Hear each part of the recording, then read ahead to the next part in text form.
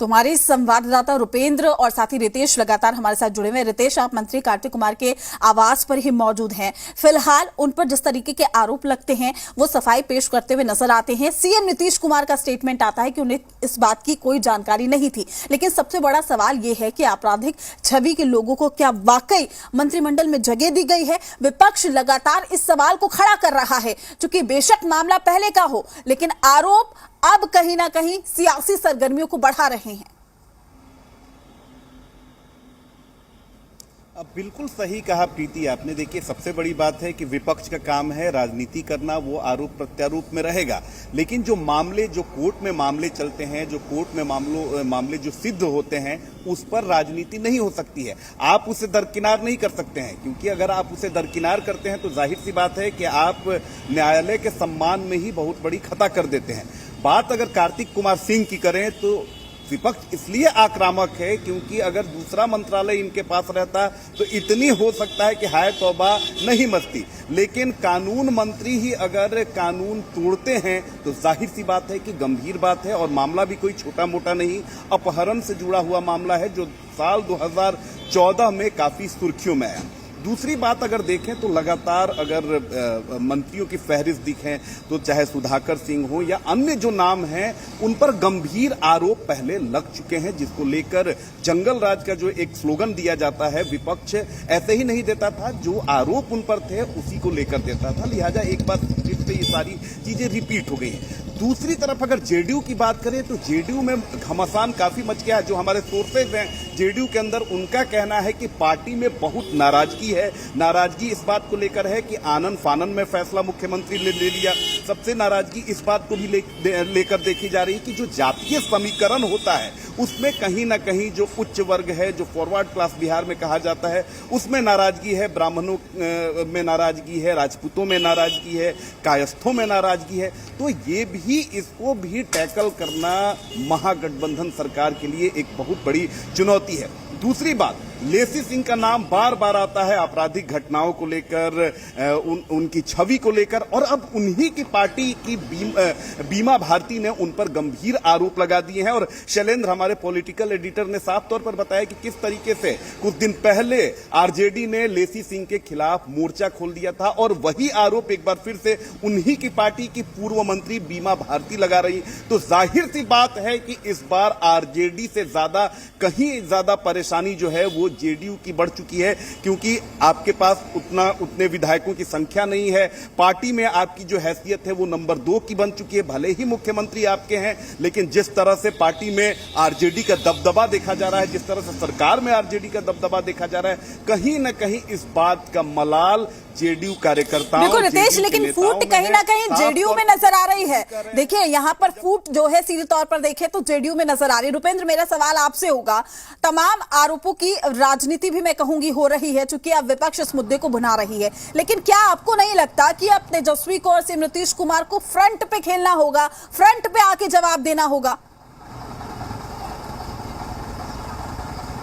देखिए, deputy CM Tejashwi Yadav और मुख्यमंत्री नीतीश कुमार को जो है फ्रंट पर आके जो है सामने आकर जो जवाब देना पड़ेगा, क्योंकि जिस तरह से विपक्ष है सरकार के बनते ही, सरकार में मंत्रियों को शपथ लेते ही घेरने शुरू कर दिए हैं। वहीं दूसरी तरफ सवाल यह है कि जेडीयू की टूट की बात की जाए तो बात यह है कि जब मंत्री पद के लिए शपथ दिलाया जा रहा था तो उससे पहले 5 एक खास जाति के जो है विधायक हैं वो एक साथ बैठते हैं, और एक साथ बैठने के बाद जो है वो इस बात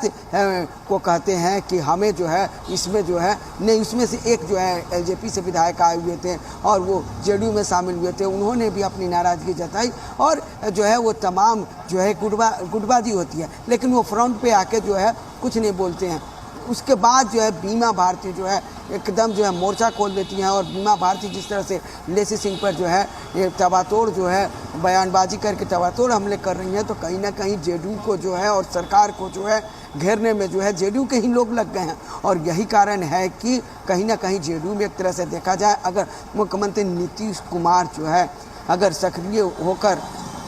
ललन सिंह राष्ट्रीय अध्यक्ष हैं, वो सक्रिय होकर जो है पार्टी में जो है तमाम चीज़ों पर जो है सहमति नहीं बैठाते हैं तो टूट हो सकती है। वहीं आरजेडी की बात की जाए तो आरजेडी में जिस तरह से कार्तिकेय कुमार सिंह जो विधि मंत्री हैं उन पर जो आरोप लगाए कि विधि मंत्री की शपथ लेते समय वो राजभवन में थे, लेकिन वो जो है वहाँ नहीं पहुँचे जहाँ वहाँ हाजिर होना था, कोर्ट में हाजिर होना था। बाद में उनका सफाई आता है कि नहीं, उनके जो है 1 सितंबर तक उनको स्टे मिला हुआ है, तमाम चीज़ें हैं। लेकिन आरजेडी कहीं ना कहीं जो देखिए चुप्पी साधी रही। 1-2 प्रवक्ता जो हैं वो आकर जो है कार्तिकेय सिंह जो हैं उन पर उनके पक्ष में है, जो उन्होंने बयानबाजी की। लेकिन जब हम मंत्री कार्तिकेय सिंह से जो है खुद सवाल हमने किया तो मुस्कुराते हुए चले गए। उनके वकील जो है वो जरूर आए और वकील ने जो है उन्होंने साफ तौर पर बताया कि वो इस मामले में नहीं है। लेकिन सवाल ये खड़ा होता है कि जब आग लगती है तो धुआं उठती है, तो आग तो लगी है और आरजेडी में भी आग लगी है और अब विपक्ष जो है तमाम मुद्दों को लेकर जो है आगे बढ़ रहा है और विपक्ष तमाम मुद्दों को भुनाने में लग गया है। जी बिल्कुल रुपेंद्र, लाजमी है इन मुद्दों को भुनाना। साथ ही क्या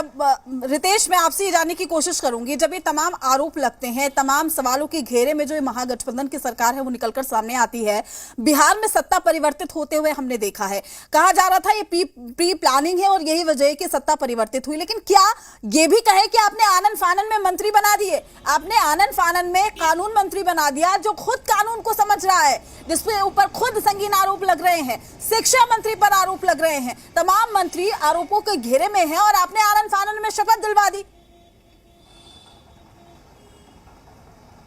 देखिए, लगातार जेडीयू में जो हमारे सोर्सेज हैं उनसे हमारी बात होती है। उनका साफ तौर पे कहना है कि कहीं ना कहीं जल्दबाजी में और काफी हड़बड़ी में फैसला लिया गया। चलिए, फैसला आपने ले लिया, मुख्यमंत्री जी नीतीश कुमार जी असहज एनडीए में खुद को महसूस कर रहे थे, लेकिन जो मंत्रिमंडल का जो गठन हुआ उसमें जिस तरह से जातियों को लेकर जो आरोप लग रहे हैं कि एक ही खास जाति का दबदबा है, उच्च वर्ग के जातियों को दरकिनार किया गया है, ये बातें अब जेडीयू में खुलकर सामने आने लगी हैं। दूसरी बात अगर देखा जाए तो कानून मंत्री अगर किसी को आप बनाते हैं तो काफी उनकी छवि की जांच, किसी भी मंत्री के पोर्टफोलियो की जांच होती है, पार्टी अपने स्तर पर करती है और जो लोग होते हैं सरकार में जो बैठे हुए हैं वो लोग भी मुख्यमंत्री को इस बात की बाकायदा जानकारी देते हैं कि अमुक व्यक्ति जो मंत्री बनने जा रहा है इन पर कौन कौन से मामले हैं या इनकी छवि कैसी है। अगर मुख्यमंत्री जी आपको जानकारी नहीं है तो जाहिर सी बात है कि ये एक गंभीर चूक है। दूसरी बात, कार्तिक कुमार अगर किसी दूसरे मंत्रालय के मंत्री रहते और तब उन पर आरोप लगता तो सफाई जेडीयू भी दे सकती थी, आरजेडी भी दे सकती थी, लेकिन कानून मंत्री जिस पर कानून संभालने की जिम्मेदारी है, अगर वही कानून की नजरों में भगोड़ा है, अगर कानून की नजरों में वो कानून तोड़ने वाले व्यक्ति हैं, तो जाहिर सी बात है कि बहुत ही गंभीर मामला है। और सबसे बड़ी बात है कि जिस दिन आप शपथ ले रहे हैं, आपको पता है कि आपको कोर्ट में जाना है, कोर्ट के समक्ष पेश होना है, और जानने के बावजूद अगर आप शपथ ले रहे हैं तो जाहिर सी बात है कि आपकी मंशा में कहीं ना कहीं खोट है। लेकिन ये सारी चीजें जो हैं वो एक फिर बाकायदा प्रेस कॉन्फ्रेंस उनके वकील करते हैं और कहते हैं कि ये 1 तारीख तक उस पर स्टे लगा हुआ है, कार्रवाई नहीं हो सकती। मैं आपके पास लौटूंगी रितेश, आप ही ने अभी जिक्र किया, वाकई कहीं ना कहीं नीति और नियत में